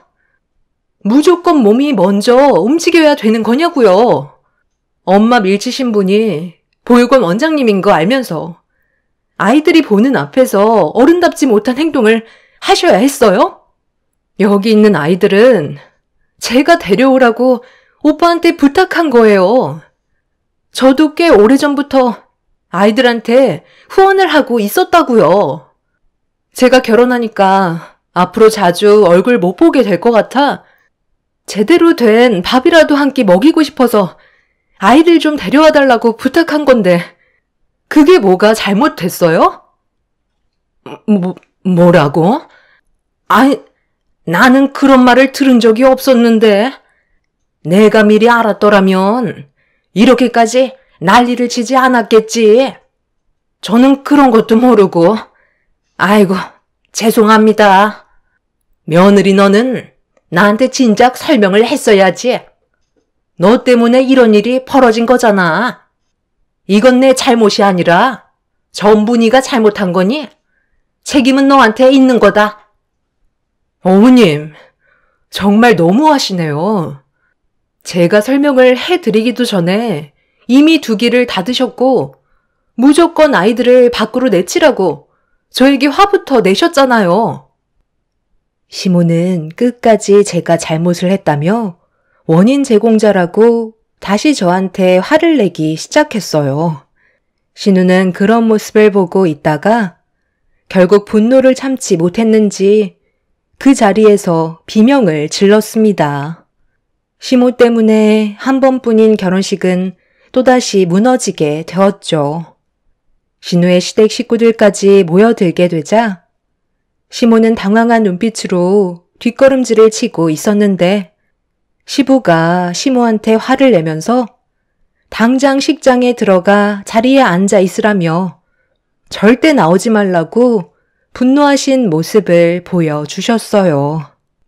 시부가 화를 내자 그제서야 꼬리를 내린 시모는 고개를 떨군 채 얼굴이 붉어진 상태로 급하게 식장으로 달려 들어가려 하시는데 그 순간 계모임 회원분이었던 한 분이 시모한테 달려오시더니 갑자기 머리채를 잡으면서 돈 내놓으라고 난리를 치기 시작했어요.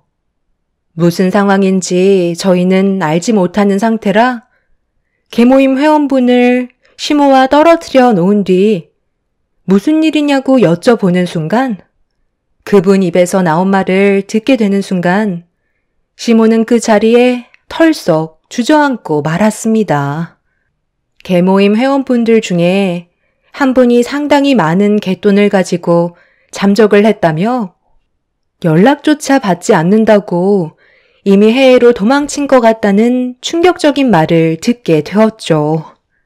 문제는 시모가 상당히 많은 재산을 갯돈에 집어넣고 있었다는 걸 저희는 뒤늦게 알게 되었는데 그 돈이 무려 2억이나 되는 돈이었고 상당히 많은 회원분들의 돈을 한꺼번에 가지고 사라져버린 그 사람을 잡기 위해 경찰에 신고를 했지만 해외로 도망친 상태에서 잡기란 쉽지 않다고 상당히 오랜 시간이 소요될 거라는 말을 듣고 말았죠. 몇 달 전에 개모임에 회원 한 명이 들어왔었는데 그 사람을 소개해준 분이 바로 시모였던 거였어요. 시부는 개모임 같은 거 하지 말라고 몇 번이나 충고했었는데 시모는 그 말을 무시한 채 본인이 하고 싶은 대로 일을 계획하다가 결국 엄청난 피해를 보게 되면서 결혼식장에 다른 회원분들까지 들이닥치면서 시모의 머리채를 휘어잡아 결혼식장은 난리가 나고 말았습니다. 결국 신우의 시댁 집안은 이런 집안 사람들과 결혼식은 다시 생각해 봐야 할 것 같다면서 그 사람들은 결혼식을 취소까지 하게 되는 지경까지 이르렀고 신우는 그 자리에 주저앉아 눈물을 쏟아내고 말았습니다. 신우는 결혼식장에 발도 들여볼 수도 없이 파혼 통보를 받게 되었던 거죠. 시부께서 신우의 시댁 어르신들께 고개를 숙이며 최대한 빨리 정리하겠다고 했지만 이미 그분들은 결혼 성사시킬 생각 없다며 결혼식을 취소시켜 버렸습니다. 시모의 잘못된 행동들이 결국 신우의 행복마저 빼앗아가 버리고 말았죠. 결국 시댁 집안은 파혼에 따른 위자료를 물어줄 수밖에 없었고 그날 이후 신우는 시모와 완전 인연을 끊어버린 상태가 되어 버렸어요. 지금도 갯돈을 가지고 잠적해버린 범인을 찾기 위해 수사 중에 있지만 상당히 어려움을 겪고 있다는 소식만 접할 수 있었습니다. 시모는 신우의 결혼식이 파혼과 갯돈을 사기 맞았다는 거에 상당한 충격을 받았는지 방에서 한 발자국도 나오지 않고 있는 중이라고 앞으로 어떻게 살아야 할지 모르겠다며 시부는 매일같이 한숨을 쉬고 계시네요. 저희 부부도 정말 막막하기만 하네요. 앞으로 계속 이런 식으로 살아야 하는 건지 모르겠어요. 시모의 잘못으로 상당히 많은 사람들이 피해를 보게 되었는데요. 시부는 그런 시모와의 관계에 대해 상당히 고민을 하고 계신 중입니다. 잘못을 뉘우치고 계시다곤 하지만 되돌리기에는 수습할 수 있는 범위를 벗어난 것 같아요. 대책 없이 문을 닫고 나오지 않는 시모를 보면 답답할 뿐입니다. 아마 본인이 저지른 잘못에 대해 땅을 치며 후회하고 있는 중이시겠죠. 결국 뿌린 대로 모든 걸 걷어들이게 된 것 같네요. 제 사연 들어주신 분들, 시작되는 월요일 사고 없이 여러분들의 가정이 평안하시길 기원 드립니다. 감사합니다. 안녕하세요. 저는 최근에 시댁 집안 식구들과 마찰이 좀 있었어요. 그리고 이 문제로 두 형님이 몰랐던 사실이 밝혀지게 되면서 집안은 쑥대밭이 되어버렸습니다. 남편과 7년의 결혼 생활을 하는 동안 제일 힘들었던 건 제 위로 두 형님과 함께한 시간들이었어요. 보통 다른 집안 며느리들은 대부분 시모와의 마찰 때문에 힘들어한다던데 저는 두 형님들 때문에 시댁에 모임이 있을 때면 가고 싶지가 않았어요. 최대한 좋은 관계를 만들어가고 싶어서 다방면으로 노력을 좀 했었는데 돌아오는 건 상처밖에 없었습니다. 그러다 보니 저도 더 이상 노력하고 싶지도 않았었고 제가 해야 될 일들만 묵묵히 했어요. 형님들과 대화 자체를 하지 않는 게 스트레스를 덜 받는 것 같아 최대한 말수를 줄였습니다. 저도 사람인지라 참는 것도 한계였던 상태라 형님들이 말을 걸어도 답을 하지 않았어요. 그때 당시 저 또한 제정신이 아닐 정도로 형님들에게 정말 질려버려 목소리조차 듣고 싶지 않아 괴로웠던 나머지 비명을 질러 버렸습니다. 갑자기 저지른 돌발 행동에 가족들 모두 당황스러워했지만 저는 살기 위한 몸부림이었고 상황이 심각해지는 걸 인지한 남편은 제가 요즘 스트레스 받는 일이 많아서 그런 거라며 서둘러 저를 일으켜 세웠습니다. 하지만 이미 비명을 지를 때부터 눈이 돌아버린 상태라 그 자리에서 두 형님들에게 삿대질을 하며 7년간 참아왔던 분노를 폭발시켜버렸습니다. 두 형님들은 눈이 돌아버린 저를 보곤 입을 다물지 못했고 그런 모습을 지켜보던 아주버님들이 형님들 대신 저에게 화를 냈어요. 재수씨, 지금 뭐 하는 거야? 아무리 기분 나쁜 게 있어도 그렇지? 어른들 앞에서 비명을 지른 것도 모자라? 삿대질에 막말까지 하면 되겠어? 아주버님들이 뭘 한다고 끼어들어요. 제가 큰형님한테 화 좀 낸 게 잘못된 거예요? 형님들은 그동안 저에게 어떻게 했는데요? 아주버님도 옆에서 전부 지켜봤으면서 아무 말도 하지 않았잖아요. 이 사람이랑 제가 왜 무시를 당하면서 살아야 되는데요? 이제는 정말 지긋지긋하다고요. 한두 번도 아니고 얼굴 볼 때마다 이 사람은 연봉 2천밖에 안 되고 아주버님들은 연봉 2억이나 된다면서 저희 부부 무시했잖아요. 돈을 많이 벌던 적게 벌던 그게 그렇게 중요한 거예요? 저희는 만족하면서 살고 있는데 왜 형님들이 난리인 거죠? 도와주는 것도 아니면서 무시하는 그런 발언 정말 듣고 싶지 않아 대꾸하지 않은 건데 뭐가 잘못됐어요? 이러니 내가 동서를 마음에 들어하지 않는 거야. 자기 주제도 모르고 대드는데 좋은 말이 나가겠어? 어머님이 막내 동서를 하도 감싸고 도니까 지금 이 사달이 난 거잖아요. 다음부터 기어오르지 못하게 아주 따끔하게 혼내주세요. 그리고 서방님도 그래요. 자존심도 없어요? 동서 밑에서 월급 받아가며 생활하는 거 쪽팔리지도 않아요? 제가 서방님이었으면 동서 밑에서 연봉 2천 받으면서 생활할 바엔 차라리 그냥 밖에서 다른 일 알아보고도 남았겠네요. 그게 훨씬 더 돈을 많이 받을 텐데요. 요즘 동서가 옛날과 다르게 사업 좀 잘 된다고 목에 힘 좀 들어간 것 같은데 비전도 없는 그 사업이 얼마나 오래 갈 것 같아? 내 말이요. 얼마 못 가 망할걸요? 사업이라는 게 평생 잘 되면 세상 사람 전부 다 부자 되게요? 오늘따라 동서한테 비린내가 진동을 하는데 생선 좀 많이 팔았나 봐? 아, 진짜 듣기 싫어 죽겠네. 이제 그만들 좀 해요. 어찌됐든 상황을 악화시킨 건 형수님들이잖아요. 이 사람이 뭘 잘못했다고 못 잡아먹어 안달이에요? 최근에 일 좀 잘 된다고 하니까 배가 그렇게 아파요? 우리가 아무리 잘 돼도 어차피 형들 연봉엔 따라갈 수도 없는데 왜 이렇게까지 비아냥거려요? 가족끼리 이러는 거 창피하지도 않아요? 그만들 해라. 각자 주어진 환경에서 최선을 다해 살아가면 되는 건데 오래간만에 얼굴 보는데도 계속 싸울 거면 다음부턴 이런 자리 안 받는 게 좋겠다. 저도 같은 생각이에요. 차라리 따로 만나는 게 훨씬 속 편하겠어요. 저도 형님네 얼굴 보고 싶지 않았는데 이번 기회에 그냥 연 끊고 지내죠. 재수씨, 지금 상당히 위험한 발언을 많이 하는데 오늘 아주 작정하고 깽판 치려고 온 거야? 뭐든 적당히 해야지. 과하면 피해를 보게 된다는 거 몰라? 분위기는 점점 더 심각해졌고 목소리 또한 높아지게 되자 시부모님이 중재를 했지만 이미 두 형님네와 저희 부부 사이에 돌이킬 수 없는 갈등과 상처가 생겨버려 관계 회복은 불가능에 가까웠어요. 제가 두 형님들에게 힘들었던 감정들에 대해 전부 쏟아낸 뒤 집으로 돌아오긴 했지만 7년의 시간 동안 받았던 스트레스를 한 번에 풀지 못해 가슴 한편에 응어리가 그대로 남아 있었습니다. 형님들은 두 아주버님이 벌어오는 돈으로 집에서 놀고 먹기만 하면서 열심히 살고 있는 저희 부부에게 막말을 하는 거에 기분이 상당히 안 좋았어요. 그래서 두 형님 내외와 한바탕 싸운 이후 한동안 연락을 끊고 살게 되었죠.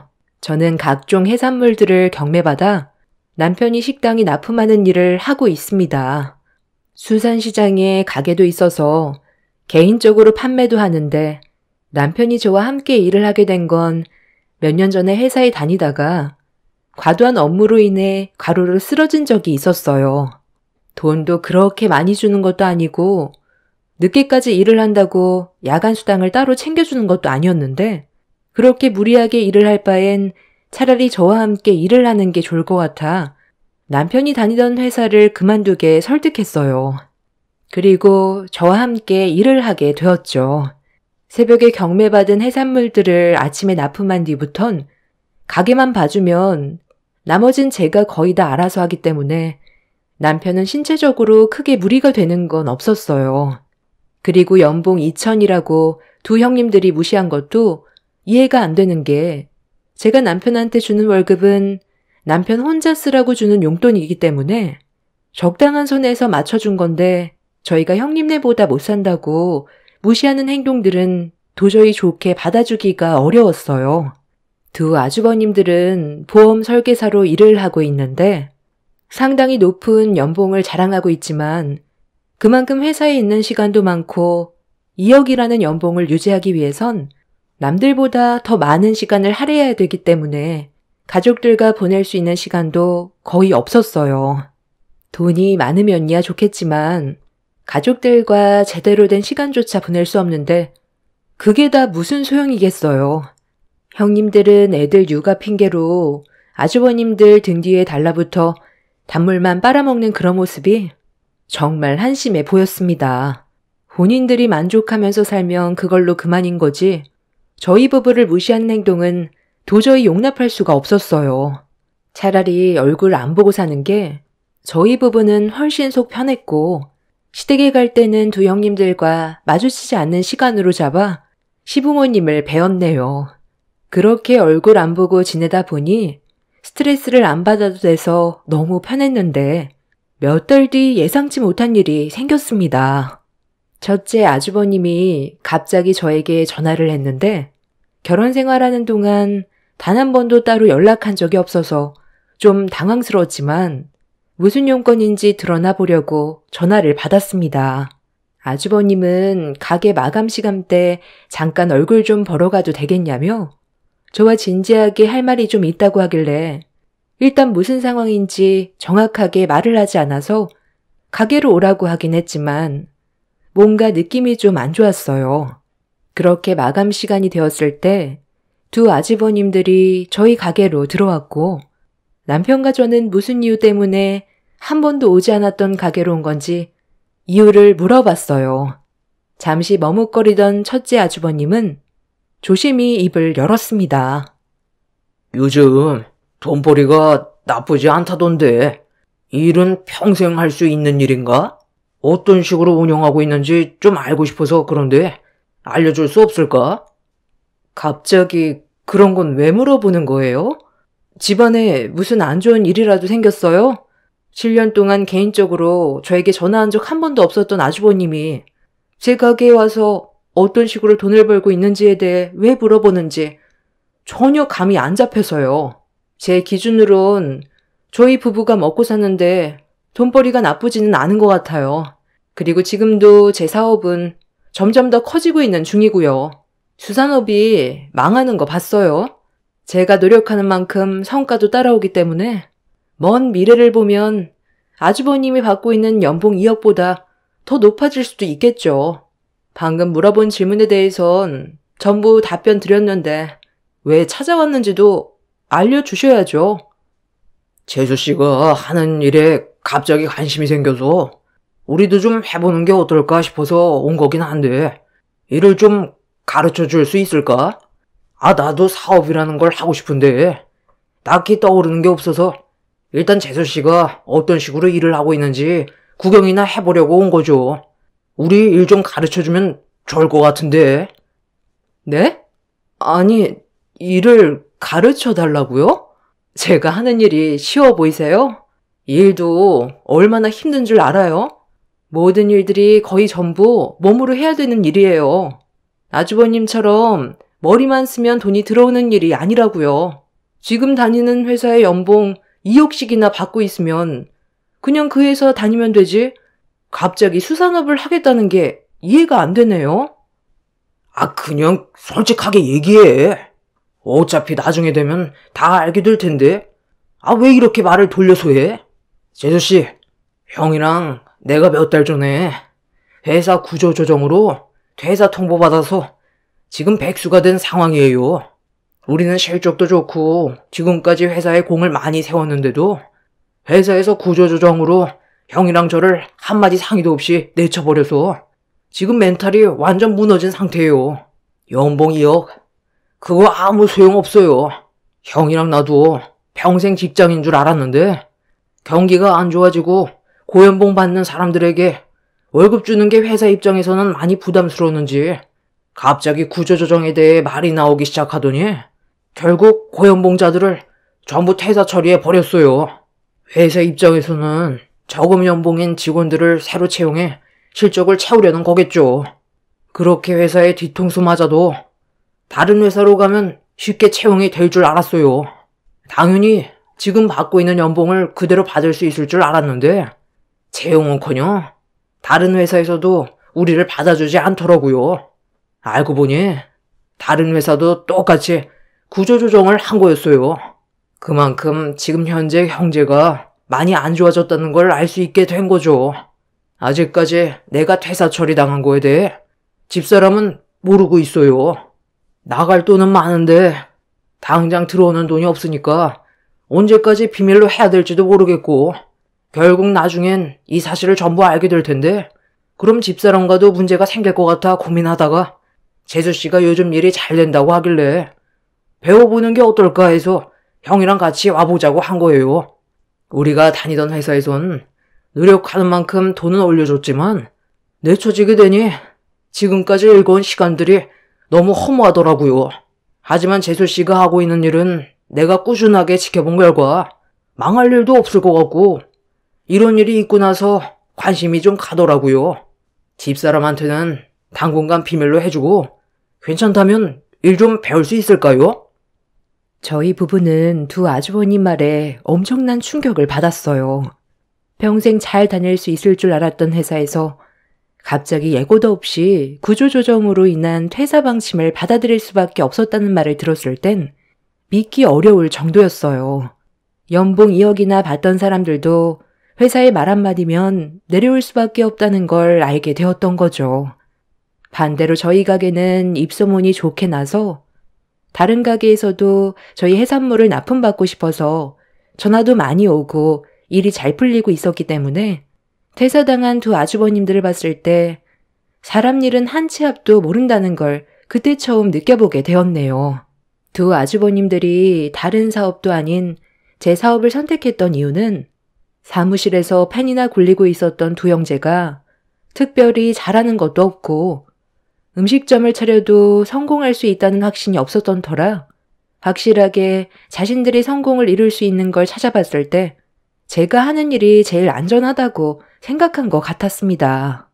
수산시장에서 가게를 운영하면서 손님도 받지만 저희 가게에 오신 손님들 중에 식당 사장님들도 많기 때문에 저희 가게 해산물들이 품질이 좋으면 지속적인 거래도 이루어져서 노력한 만큼의 성과가 확실하다는 걸 두 아주버님들이 지켜봐오면서 내색은 안 했지만 많은 걸 느끼고 있었던 것 같았어요. 그래서 제 일을 더욱더 배우고 싶어 했습니다. 저희 부부는 최근에 일이 많아져서 신경 써야 될 일들이 한두 개가 아니었던 상황이라 의논해보고 다시 연락을 주겠다고 했어요. 두 아주버님들이 퇴사 처리를 당했다고 그대로 끝이 아닌 다른 방법을 찾아보려고 움직이는 모습이 보기는 좋았습니다. 집안의 가장이고 당장 먹고 살 길을 찾아야 했던 터라 자존심 같은 건 이미 버린 상태였어요. 저희 부부는 집으로 돌아가서도 한참 동안 대화를 나눴고 결국 두 아주버님에게 일을 가르쳐 주기로 결정을 내리게 되었습니다. 가족 간에 안 좋은 감정들이 있긴 했었지만 이번 일을 계기로 좋은 관계로 발전될 수 있는 발판이 될 수도 있을 것 같아 저희 부부는 이번 일을 통해 좋게 풀어가려 했어요. 가족들과 얼굴 붉히고 등지면서 살아봤자 좋을 것도 없었고 시부모님께 항상 죄송한 마음이 들어서 아주버님들이 도와달라고 손을 내밀었을 때 모른 척하지 않았습니다.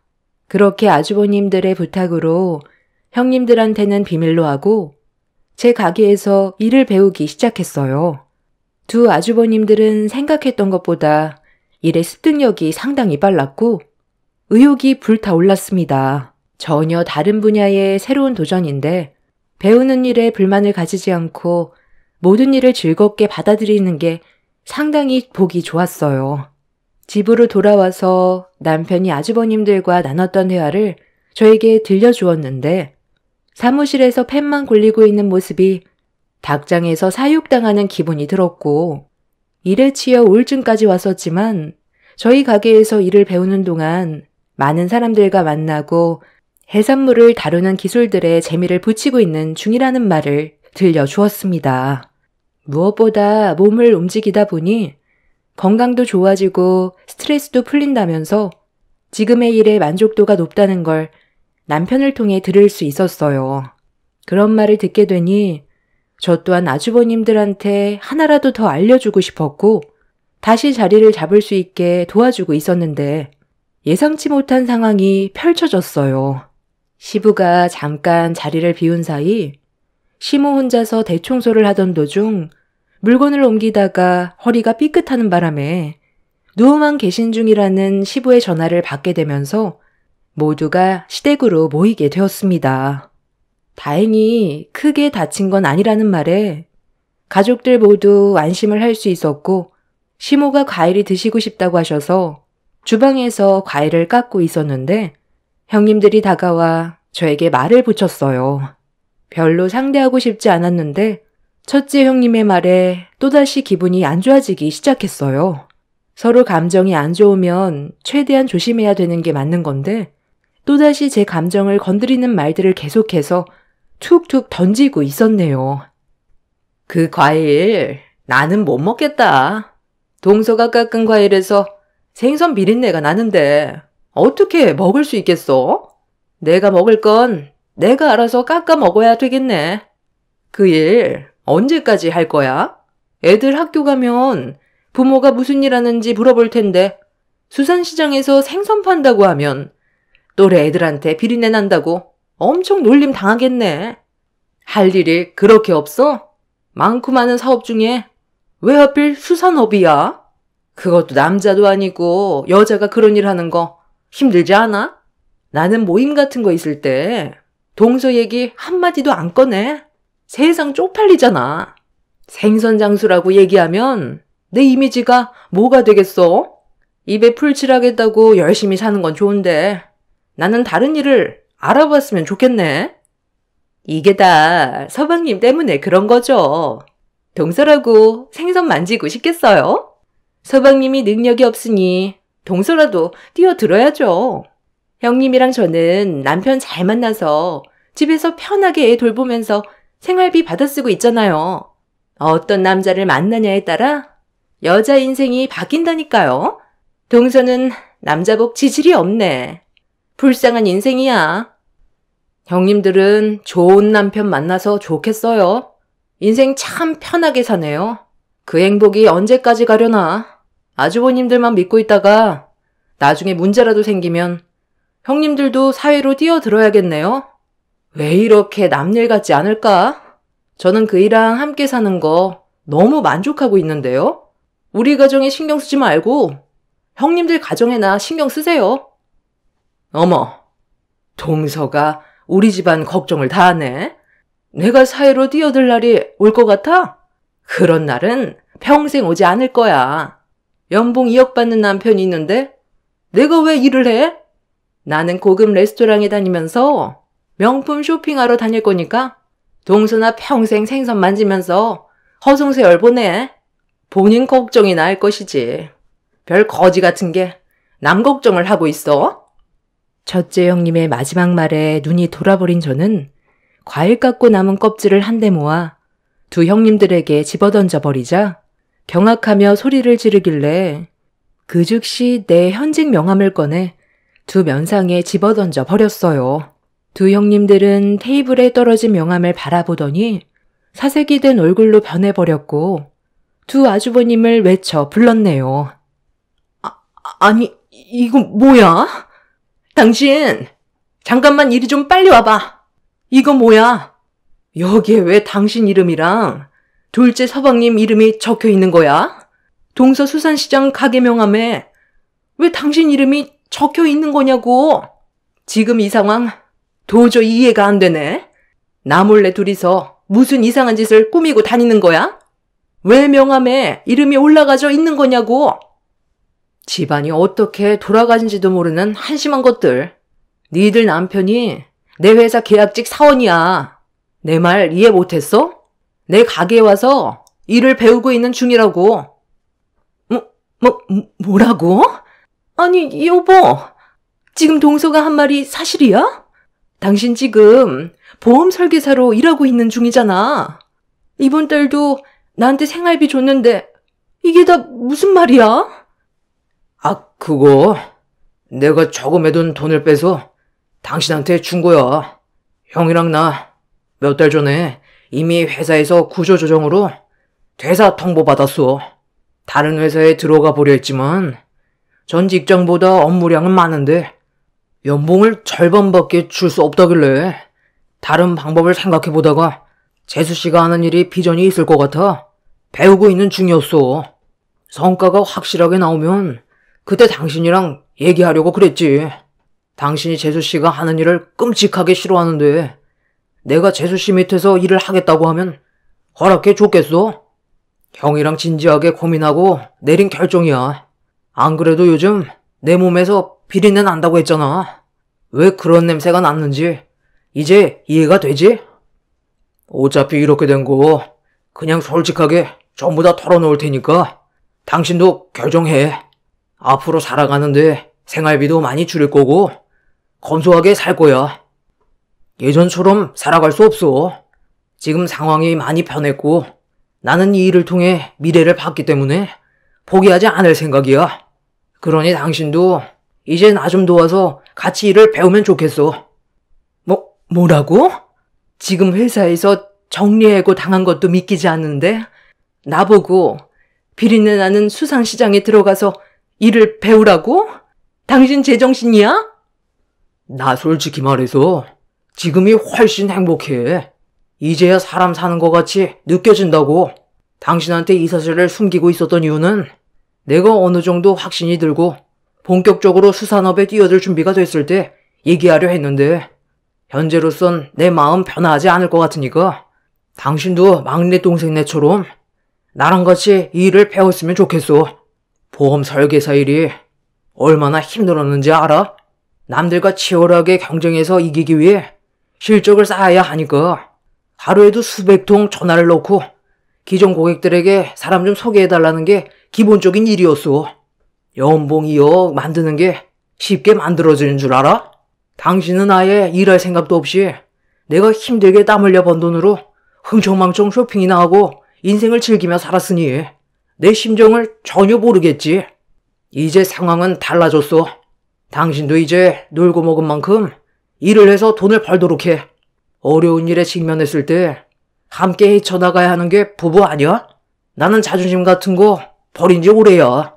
동생네 밑에서 완벽하게 일을 배우고 내 인생도 이제 즐기면서 살고 싶어. 당신한테 선택권은 없어. 나랑 함께 살면 이 일은 피할 수 없는 문제야. 그러니 받아들이고 조만간 수산시장으로 나와. 당신 지금 미쳤어? 나보고 그 비린내 나는 시장에 가서 징그러운 생선을 만지라고? 내가 그동안 어떻게 살아왔는데 그 일을 할 수가 있을 거라 생각해? 나 그럼 이제 백화점 쇼핑도 못하고 친구들과 분위기 좋은 레스토랑에서 음식도 못 먹는 거야?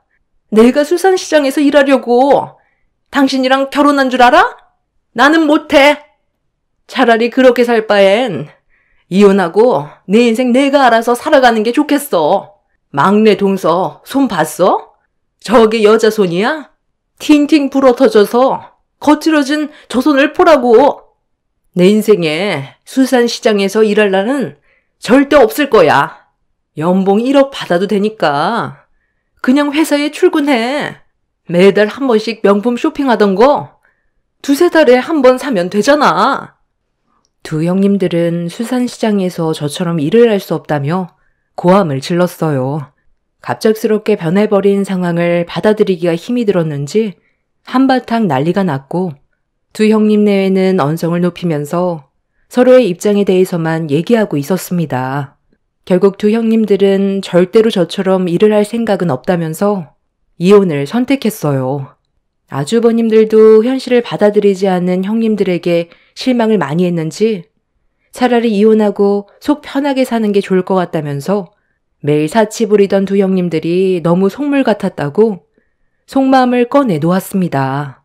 서로에게 엄청난 상처를 줘버린 두 형님 내에는 결국 이혼을 준비하게 되었네요. 그동안 단물만 빨아먹다가 갑자기 쓴물이 들어오니 더는 먹을 게 없다고 판단했는지 두 아주버님에게 등을 돌려 버렸습니다. 그렇게 두 형님 내에는 서로의 생각 차이로 이혼 서류에 도장을 찍고 각자의 길로 돌아섰는데 여기서 또 다른 전개가 펼쳐지게 되었습니다. 두 아주버님들이 그동안 보험 설계사로 일을 해오면서 그래도 많은 고객분들과 친분을 쌓아놓은 이력이 있어서 수산업을 하게 됐을 때 상당히 많은 도움을 받을 수가 있었어요. 보험 설계 일을 했었을 때 고객분들 중에서 음식점을 하시는 분들께 직업을 바꾸게 됐다며 도움을 요청했는데 흔쾌히 받아들여줬고 순조롭게 거래를 성사시킬 수가 있었습니다. 거기에 더해 경매로 받은 좋은 수산물을 납품까지 하게 되자 성과는 눈에 띄게 올라가게 되었고 두 아주버님이 둘이서 힘을 합쳐 움직이니 저희 가게는 급격하게 성장세를 보였어요. 두 아주버님이 그동안 헛된 일을 하지 않았다는 걸 저희와 함께 일을 하면서 증명이 되었고 저희와 함께 일을 하게 되니 그 시너지 효과가 엄청난 성과로 돌아오게 되었죠. 그렇게 직원들까지 몇 명 더 고용을 하게 되면서 두 아주버님들은 영업 쪽으로 빠지게 되었습니다. 그동안 고객을 응대했던 노하우를 그대로 살릴 수 있는 좋은 기회였어요.